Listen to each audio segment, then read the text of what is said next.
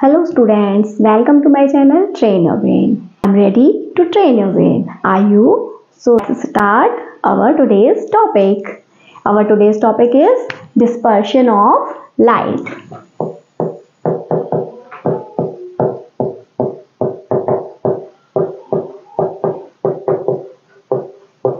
What is dispersion of light? सबसे पहले इसको जो है सर आइजक न्यूटन ने ही हमें बताया है।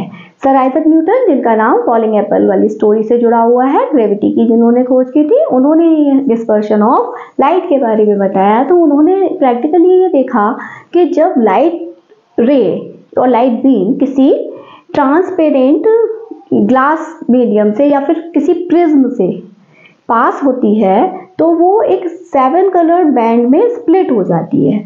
तो उसी स्प्लिटिंग को उन्होंने क्या नाम दिया? Dispersion of light. Splitting of light रे इन 7 colours passes through a transparent glass or prism is called dispersion of light।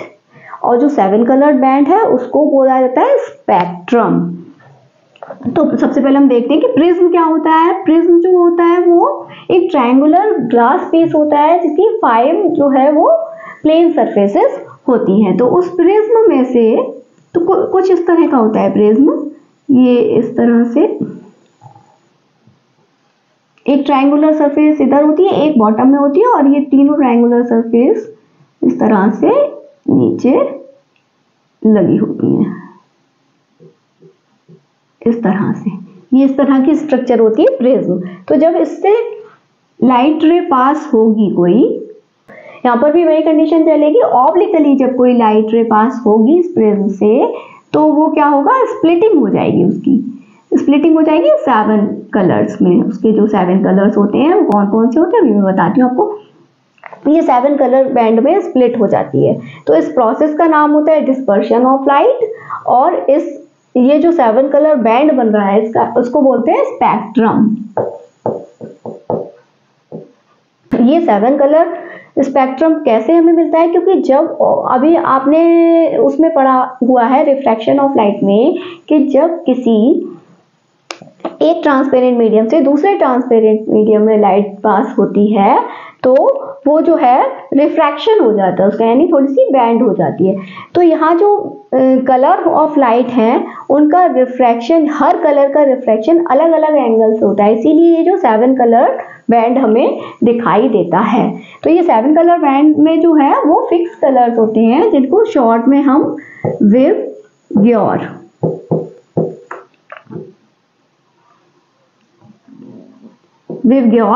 बोलते हैं। इसमें हर कलर का जो है फर्स्ट लेटर लिया गया है।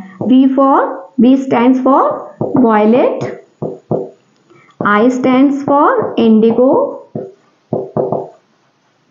B stands for blue, G stands for green, Y stands for yellow, O stands for orange and R stands for red। तो ये जो है 7 कलर्स होते हैं। अगर हिंदी में हम बोलेंगे तो इसको हिंदी नाम का भी पहला अक्षर लेकर ही बोला जाता है। तो वॉयलेट को बैगनी, इंडिगो को जामनी, ब्लू को नीला बोला जाता है, ग्रीन को हरा, पीला और ऑरेंज को नारंगी बोला जाता है और रेड को लाल। तो ये अगर हिंदी में याद करता है कोई तो बैजनी हपी नाला इस तरह से याद किया जाता है। और इंग्लिश में अगर आपको याद करना है इसका नाम तो विवग्योर से याद करना है स्पेक्ट्रम के 7 कलर्स का नाम। यहाँ पर एक बात और जानने की है आपको, ये जो सनलाइट होती है, आपसे पूछा जाए, कोई पूछे कि सनलाइट कैसी होती है तो आप बोलते हैं ना व्हाइट कलर की होती है।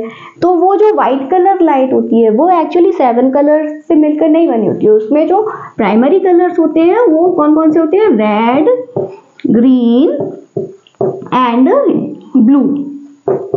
इन 3 कलर से ही बनकर जो है मिलकर बनी होती है। लेकिन ये जो 7 कलर स्पेक्ट्रम हमें क्यों दिखाई देता है? क्योंकि ये तो रेड ग्रीन ब्लू जो प्राइमरी कलर हैं, इनका जब रिफ्रैक्शन होता है प्रिज्म से तो फिर उनकी एजेस पर जाकर वहां पर कलर्स की इंटरमिक्सिंग हो जाती है। इस वजह से हमें 7 कलर्स दिखाई देते हैं स्पेक्ट्रम में। तो इतना है आपको यहाँ से क्लियर होगा। अब नेचर में भी आपने जो है स्पेक्ट्रम के 7 कलर्स देखे होंगे। कैसे कि स्पेक्ट्रम के ये जो 7 कलर्स है नेचर में हमें किस तरह दिखाई देती है, रेनबो बनता है। जब रेनबो कैसे बनता है कि जब भी मॉइस्ट होता है हमारा सीजन, यानी कि क्लाउडी सीजन हो गया तो बिफोर रेन या आफ्टर रेन, जब सनलाइट निकलती है तो सन जो है ओवरहेड नहीं होना चाहिए हमारा, थोड़ा सा ऑब्लिकली होना चाहिए, यानी हॉरिजॉन्टल की साइड होना चाहिए, थोड़ा सा स्लैंटिंग लाइट्स पड़नी चाहिए।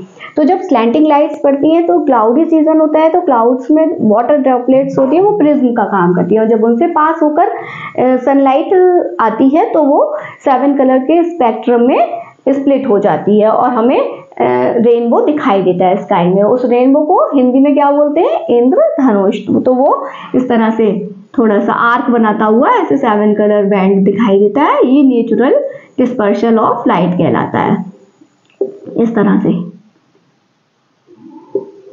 तो आप मुझे कमेंट करके बताइए कि क्या आपने कभी रेनबो देखा है। मैंने देखा है 2 टाइम्स। तो ये जो है इसको बोलते हैं डिस्पर्शन ऑफ लाइट। स्पेक्ट्रम के 7 कलर्स को आप जो है वो व्हाइट लाइट से मिलकर बने होते हैं, व्हाइट लाइट की स्प्लिटिंग से 7 कलर बने होते हैं।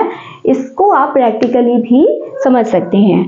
तो आप एक राउंड सर्किल बनाएंगे किसी कार्डबोर्ड का और उस पर इक्वल 7 पार्ट्स करेंगे।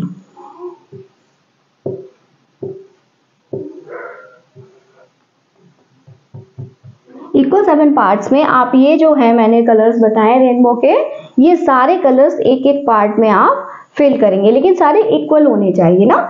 तो आप फिल कर लेंगे और फिर इस डिस्क को, ये जो डिस्क लाइक स्ट्रक्चर आपकी बनके तैयार हुई है, इस डिस्क को इस तरह से अरेंज करेंगे कि फ्रीली रोटेट हो सके।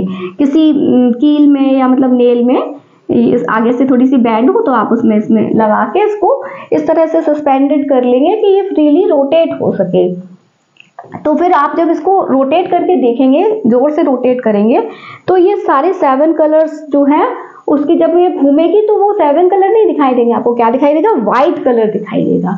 इससे आपको पता चलता है कि लाइट जो है वो व्हाइट कलर से, क्योंकि ये सारे मिक्स हो गए ना, घूमते समय तेजी से घूमेगी तो ये सारी मिक्सिंग हो जाएगी कलर्स की, तो जिससे कि आपको व्हाइट कलर दिखाई देगा। तो इससे आपको पता चलता है कि लाइट जो है व्हाइट कलर की होती है, उसमें के डिस्पर्सन से हमें ये 7 कलर्स मिलते हैं।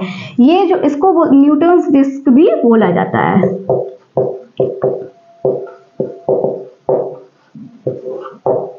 तो इतना आपको ये समझ में आया होगा आज, अच्छे से समझ में आया है तो वीडियो को लाइक जरूर कीजिए, अपने फ्रेंड्स के साथ शेयर भी कीजिए और चैनल पर नए हैं तो चैनल को सब्सक्राइब कीजिए, बेल आइकन को हिट कीजिए जिससे कि आने वाले वीडियोस के नोटिफिकेशन आपको मिलते रहें।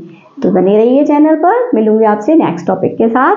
तब तक के लिए पढ़ते रहिए, क्योंकि पढ़ेगा इंडिया तभी तो बढ़ेगा इंडिया। नमस्ते।